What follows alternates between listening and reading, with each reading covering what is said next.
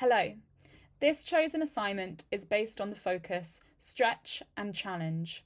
I believe this to be an important focus in my teaching practice, as the early career framework suggests in Standard 1 to set high expectations. I have based this study on my placement, which is a girls' grammar school, with approximately 1,200 students. With this context, stretch and challenge was the obvious option for a highly selective school. The case studies were selected through the research I undertook. Firstly, I looked at Joseph Renzulli's concept of what is giftedness. Renzulli's approach brings our attention to consider, could using language such as this be a problematic path to go down when selecting students for this type of study? Also, what is important to remember is that for a placement of this nature, this sort of labelling is commonly used. I wanted to select my case study pupils on a much more holistic basis. I started by observing Renzulli's The Three-Ring Conception of Giftedness, which is a Venn diagram with three equal elements: creativity, above average ability, and task commitment. I selected 3 pupils who presented creativity, task commitment, and whose data showed they had above average ability. Another theoretical perspective I wanted to consider was Gardner's ideology of multiple intelligences. He analyses why it is important to emphasise that all types of subjects should be appraised and that musical skill passes the other tests for an intelligence. This shows that creativity should be highly regarded in one's intelligence. Furthermore, I wanted to add another layer of depth to how I would curate lesson plans. So, I asked each pupil the same questions over email. What engages you the most in the music classroom? What parts of the curriculum do you find the most challenging, and how would you like to tackle them? Are there any parts of music that you feel like you would want to cover for your holistic learning? Do you have any musical goals? And where do you see your musical journey pursuing to? The responses I received were very insightful and helped me to understand what strategies to use in the classroom. The questions were strategically a mixture of what students find challenging and what engages them in lessons. I also believe that pupil voice can also inform subtle adjustment to our curriculum approach, as it can make the difference between teachers teaching and pupils learning. Building trust and mutual understanding is vital, so feedback from pupils is integral. I selected these strategies from researching the learning zone model, developed by Vygotsky and popularised by Seneca. Again, this model has 3 elements: the comfort zone, learning zone, and panic zone. It shows that to grow, one must be in the 2 zones of comfort and panic. Combining my knowledge of the students' interview answers and the learning zone model, I chose these strategies. First, performing their own instruments in the classroom. This represented the comfort zone. Secondly, advanced music theory. This represented the panic zone. Together, I hoped for the learning zone to be ignited. And lastly, exploring different musical genres. One pupil suggested this, and it made me ponder that teachers sometimes put year 8s in a box of what music they should study due to their age. I wanted to stretch from the students from what they already know. As Viscott says, if you want to feel secure, do what you already know how to do. But if you want to grow, go to the cutting edge of your competence, which means a temporary loss of security. So, whenever you don't quite know what you are doing, know that you are growing. I also researched into the effectiveness of Bloom's taxonomy.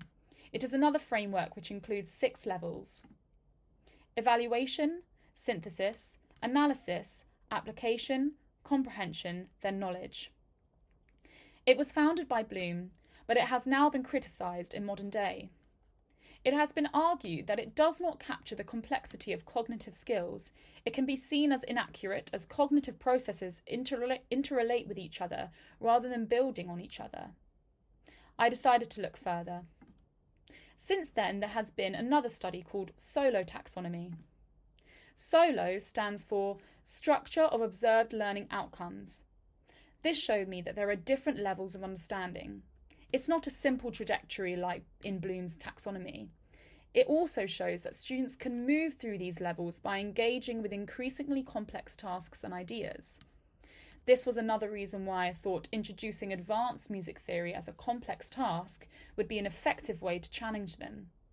Again, linking back to the ECF, it is important to set tasks that stretch pupils but which are achievable within a challenging curriculum.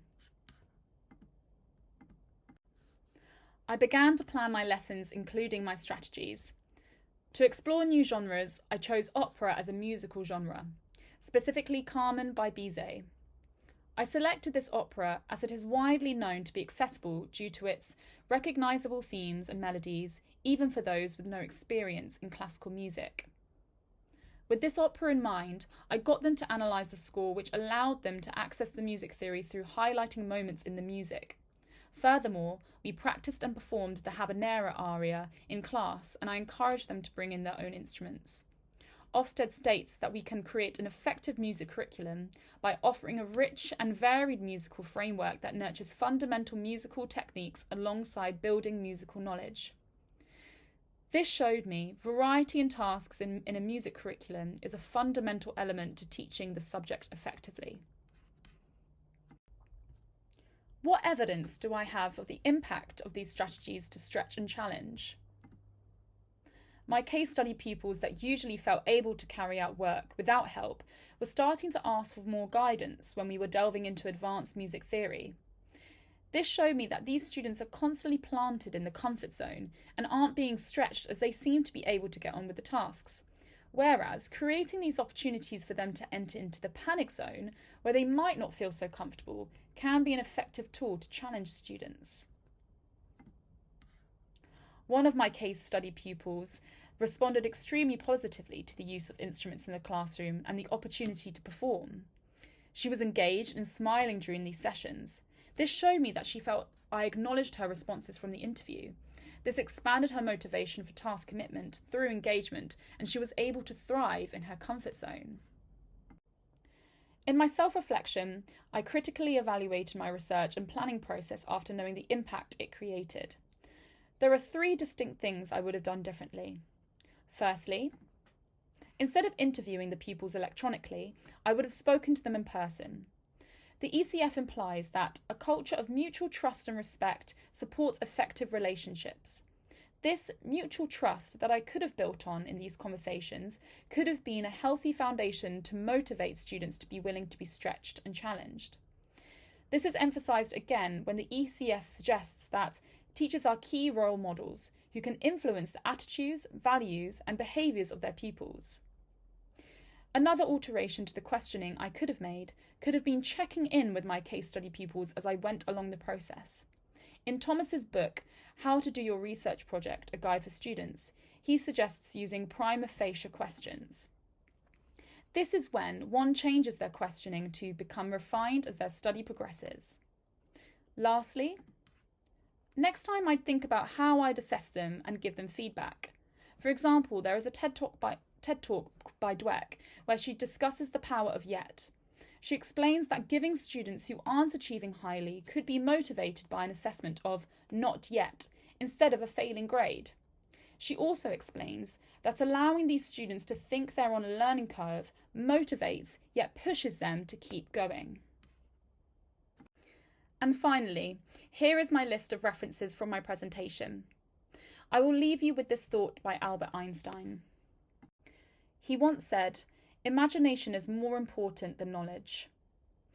This is an ideology that I wish to constantly remind myself in my teaching practice. There are multiple types of intelligence, and imagination is the key to unlock these. Thank you for listening.